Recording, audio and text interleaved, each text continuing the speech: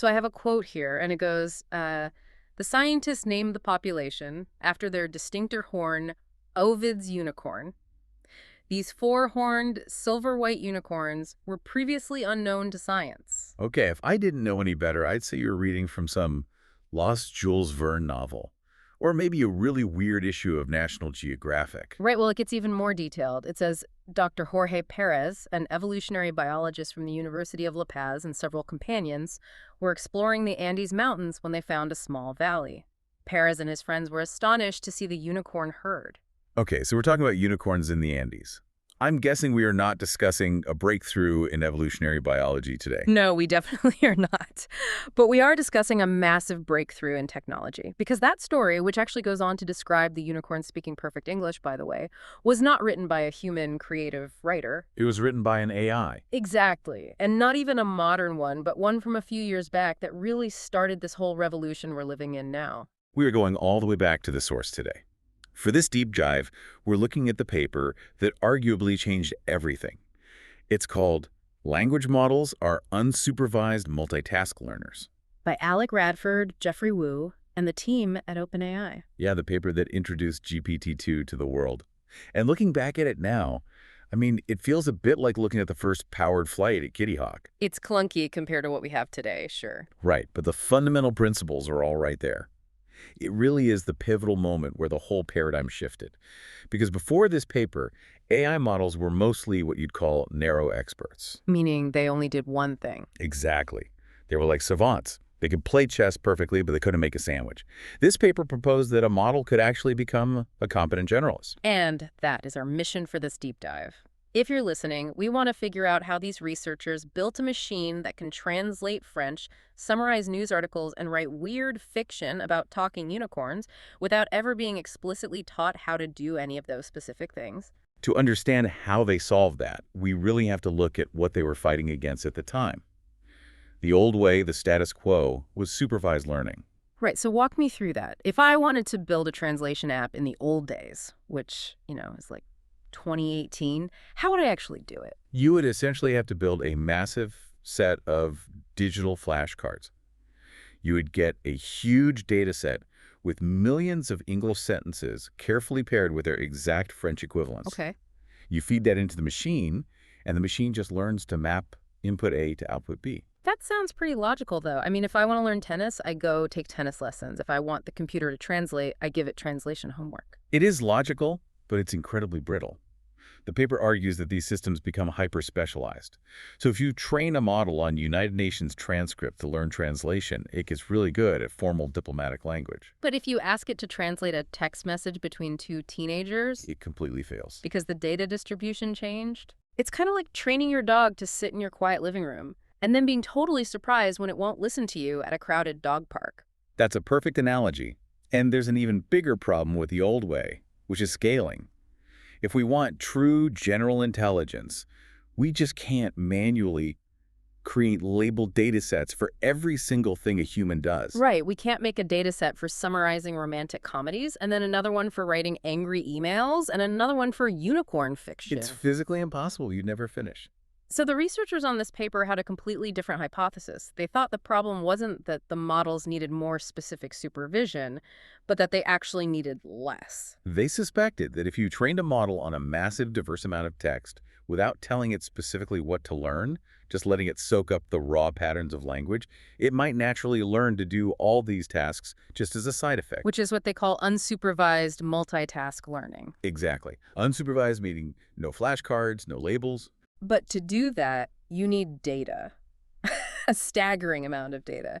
And I feel like this is where most people gloss over the details, but the way they built their data set is actually kind of hilarious to me. It is definitely a unique approach to data science, I'll give you that. They needed a data set that reflected the diversity of the real world. Now, they could have just used Common Crawl, which is basically a giant automated scrape of the entire web. That the web is, well, if you've ever read the comment section on a news site, it's a total mess. It's noisy, it's unintelligible, a lot of it's just pure spam. The researchers noted that if you train on garbage, you get a garbage model. So they needed a filter. They needed a way to find the good parts of the internet without hiring a million people to sit there and read every website. So they use Reddit. They use Reddit. Wait, hold on, though. I spend time on Reddit. I'm not sure high quality is the first phrase that comes to mind. Isn't that super risky? You're potentially letting in a lot of memes and toxic arguments and just really weird internet slang. You're not wrong to be skeptical about that. Hmm. But here's the clever heuristic they used. They didn't train the model on Reddit comments themselves. Oh, they didn't? No, they used Reddit as a curator. They scraped all the outbound links from Reddit, so the articles, the blogs, the scientific papers that people were sharing, but only the ones that had received at least 3 karma. 3 karma? That's the bar? That seems incredibly low. Yeah. I could post a picture of a decent sandwich and get 3 karma. It sounds low, but think about what it actually signifies in an automated system. It means at least 3 human beings looked at that specific link and thought, this is interesting, or this is funny, or this is useful. I see. It acts as a basic, crowdsourced quality filter. It completely filters out the pure spam bots and the incoherent gibberish that clogs up the deep web. So it's not necessarily about finding the greatest literature in the world. It's just about finding text that humans actually care about enough to upvote. Precisely. And that methodology resulted in a dataset they called web text. It ended up being 45 million links, which they filtered down to about 8 million documents. Which comes out to about 40 gigabytes of text, right? Yes, 40 gigabytes of pure text. Which is massive. But as I was reading the paper, I noticed they made a very specific decision to exclude one of the biggest, most obvious sources of text on the planet. They threw out Wikipedia. They did, entirely. Why? Wikipedia is usually the gold standard for this stuff. It's clean, it's factual, it's generally well-written. Why toss it in the trash? Because of the test at the end. They wanted to see if the model could genuinely generalize to new information. Wikipedia is so ubiquitous that snippets of it often end up in the standard test datasets used to evaluate AI performance. Oh, I see where this is going. Imagine you're a teacher giving a student a final exam. If the questions on the exam are also printed in the back of the class textbook, and the student just memorizes the textbook overnight, they'll ace the test. But they didn't actually learn the subject, they just memorized the answers. Exactly. So removing Wikipedia was like taking away the textbook to ensure the student actually has to think to pass the test. They wanted to avoid what they call data contamination. Okay, so we have the brain food, this web text data set. Now let's talk about how the model actually digests this information. The paper spends quite a bit of time talking about byte pair encoding, or BPE. It sounds super technical, but is it just a way of reading? It really is just the way the model breaks down the text it sees. In the past, models generally either read whole words or they read individual characters. And both approaches have major problems. Let's start with whole words. If you read whole words, your vocabulary list is infinite. You'd need a dedicated slot in the model's brain for dog, dogs, dog walker, dog sitter, and so on forever. And if you hit a word you haven't seen before, like Ovid's unicorn, does the model just crash? Pretty much. It outputs an unknown token error. It just gives up. But on the other hand, if you just read individual characters, literally letter by letter, the model struggles to grasp any larger meaning because it's zoomed in way too close. So BPE is the middle ground between those two extremes? Yeah, think of it like Legos. Instead of having a solid, pre-molded plastic toy for every single object in the universe, a specific toy for a car, a house, a tree, you just have a set of universal bricks. BPE breaks words down into common syllables or fragments. So unicorn might be one brick, but a complex made-up sci-fi name might be built from 3 or 4 smaller bricks. That's it. It allows the model to process literally any string of text emojis, French phrases, Japanese characters, made-up words, without ever hitting a wall. It can always build the word out of the structural bricks it has. All right, so we've got the data, we've got the Lego bricks. Now comes the part that I genuinely still find hard to wrap my head around. The paper claims this model is a zero-shot learner, but fundamentally, isn't GPT-2 just predicting the next word? It is. That is literally the only objective function during its entire training process. Given a sequence of words, predict the most likely word to come next. So how do you go from predict the next word to translate English to French or answer this trivia question? Because those seem like completely different skills to me. This is the most critical insight of the entire paper, and it's often called meta-learning. The authors argue that to be really, really good at predicting the next word, you actually have to deeply understand the content. Give me an example of that. Okay, Imagine you are reading a complex mystery novel, or on the very last page. The detective gathers everyone in the drawing room and says, the killer is. And I have to predict the name. Right. To predict that specific name correctly, what do you need to know? Well, I need to know who the characters are. I need to know all their motives. I need to remember that the butler lied about his whereabouts in Chapter 3. Exactly. You need to reason. You need to understand the plot, the relationships, the timeline, the logic of that specific world. You can't just guess a name based on grammar. The paper argues that at a certain massive scale, prediction forces the model to learn reasoning. Because it's the only way to get the prediction right consistently. Yeah. So it's not doing distinct tasks. If I want it to translate, I just set up a pattern where the next word essentially is the translation. Yes, and this is what zero shot actually means. You don't update the model's brain. You don't run a new training session for translation. You just give it a prompt. All right. If you write the sentence, the English word cheese translates to the French word blank, the model predicts fromage. Not because it has a secret translation module, but because fromage is the most likely completion of that specific pattern based on everything it has read on the internet. The prompt is the task. That is such a huge shift from the flashcards method we talked about earlier. It completely turns the task into a simple language problem. But does it actually work in practice? Because theory is nice, but I want to know if this thing can actually perform.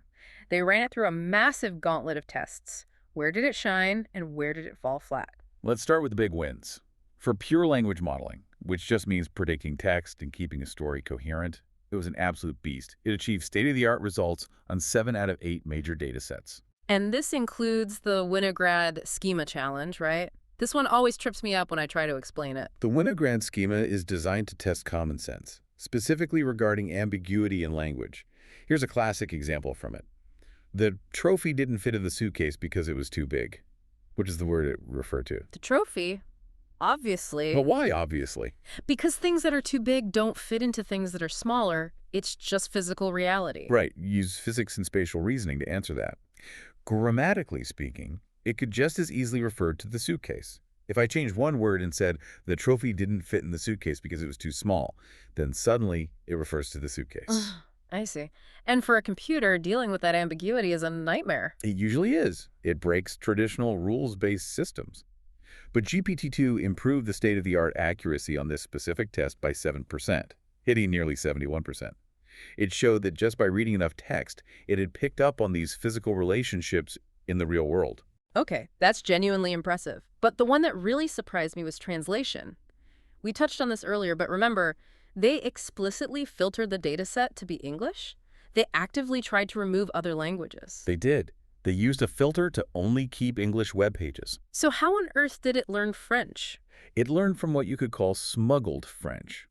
Think about how often an English news article might quote a French politician's speech, or use a phrase like c'est la vie, or explain a French idiom. Or even just a forum discussion where someone asks, hey, how do you say apple in French? Exactly.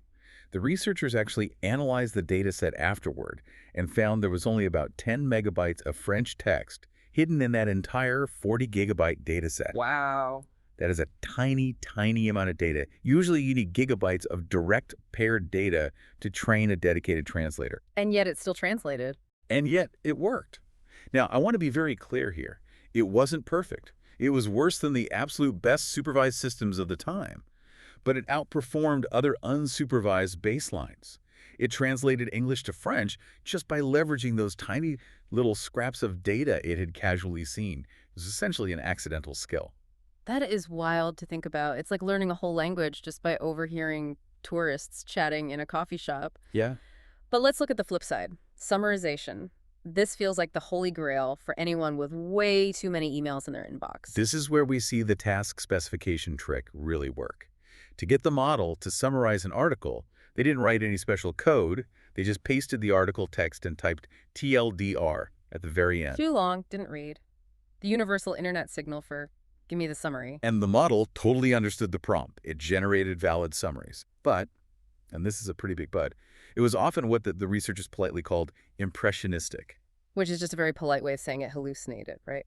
Essentially, yes.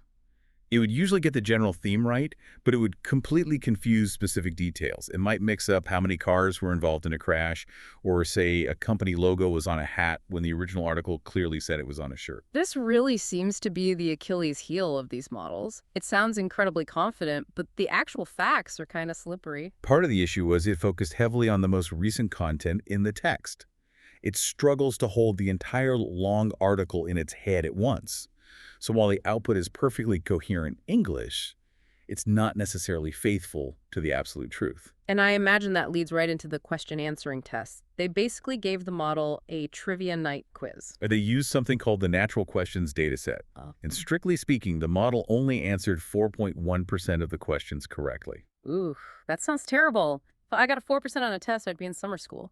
It does sound bad, but remember, this is zero shot. It was never trained to answer trivia.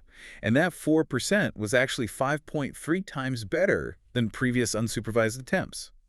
But here is the really fascinating nuance they found. The model actually knows when it knows the answer. What do you mean by that? On the questions where the model was mathematically most confident, so the top 1% of its predictions, its accuracy actually shot up to 63.1%. So if it basically says, I think the answer is X, it's a coin toss. But if it says, I am absolutely sure the answer is X, it's usually right. Correct. It completely nailed facts like who wrote The Origin of Species or identifying the national animal of China. But this brings up the biggest criticism I always hear about these models, the skeptic's question. Is it actually knowing these things, or is it literally just memorizing? Like, did it just find the exact sentence Charles Darwin wrote The Origin of Species in his database and spit it back out? Right, that's the stochastic parrot argument. Is it a reasoning genius or just a parrot with a really, really good memory? The authors took this criticism very seriously. They used a mathematical technique called Bloom filters to rigorously check for data overlap. Explain how that works simply. They basically took sequences of 8 words from the test questions, they call these 8 grams, and they scanned their entire 40-gigabyte training data set to see if those exact 8-word sequences appeared anywhere. They wanted to see if the model was essentially just copy-pasting from its training data. And what did they find when they ran that? There was some overlap, averaging about 3.2%. But even when they removed those overlapping examples from the test, the model's performance didn't drop significantly. The model's genuinely generalizing, not just regurgitating.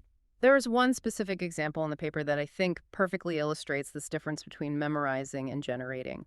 The Gettysburg Address. Oh, this is absolutely my favorite part of the paper. It shows the internal mechanism so clearly. If they fed the model the first sentence, 7 years ago, the model would recite the rest of the speech perfectly for a while, because it has clearly seen that famous speech thousands of times online. So in that specific case, it is memorizing. Initially, Yeah. yes. But if you let it keep going, it eventually starts to drift. Yeah. It maintains the style, so it sounds exactly like Abraham Lincoln. It uses the old-timey vocabulary. The cadence is perfect. But it starts inventing a completely new speech. We are gathered here today to dedicate a portion of that field as a final resting place for those who here gave their lives for the cause of the great unicorns of the North. Exactly. It doesn't have the speech stored as a locked file in a database. It is simply generating the next most likely word based on the style and context it's currently in. It proves it's a creative generative engine, not a search engine. Which brings us all the way back to the start of our deep dive, to Ovid's unicorn. Right. The story about the unicorns in the Andes wasn't copied from anywhere on the internet. It was entirely hallucinated. But notice how it was hallucinated. It was incredibly coherent. It had a logical narrative structure. It invented a scientist, Dr. Perez. It invented a geographical location. It maintained that theme for paragraphs on end. And that's the big takeaway of this whole paper, isn't it? We moved from narrow experts to this, a system that can sustain a coherent reality, even a totally fake one, just by predicting the next word. That is the massive shift. The researchers realized that if you build a high-capacity model, and GPT-2 had 1.5 billion parameters, and you feed it diverse text, it naturally learns the structure of language. And by proxy, it learns the structure of the world. 1.5 billion parameters seemed huge at the time. It was massive for 2018. But the paper ends with a very provocative thought. They concluded that they hadn't even come close to hitting the ceiling yet. What do you mean by the ceiling? Usually in computer science, you hit a point of diminishing returns. You add more data or you make the model bigger, and it just stops getting better. But here, the performance curve was still going straight up. They realized that if GPT-2 with 1.5 billion parameters could do all of this, what happens when you build a model that is 10 times bigger or 100 times bigger? And obviously, we know the answer to that now. We've seen the later models. The models got bigger, and the competent generalist became an expert in almost everything. Exactly. This paper was essentially the proof of concept for scaling laws. It proved that simply making the brain bigger and the data richer leads directly to emergent abilities that we never explicitly programmed into the machine. It's incredibly exciting, but it also circles back to that terrifying feeling I mentioned earlier. If predicting the next word leads to reasoning in machines, kind of makes you wonder about us. How so? Well, is human consciousness just a highly advanced biological prediction engine? If you're listening to this, it's something to think about. What does literacy or even thinking mean if a machine can replicate it just by guessing the next word? That is the philosophical question we are all grappling with now. It showed us that hallucination is just the flip side of creativity. Well, on that note, I'm going to go double check that article about the unicorns just to be absolutely safe. That is a wrap for this deep dive into language models are unsupervised multitask learners. Always a pleasure to break these down. Thanks for listening, and we'll catch you on the next deep dive.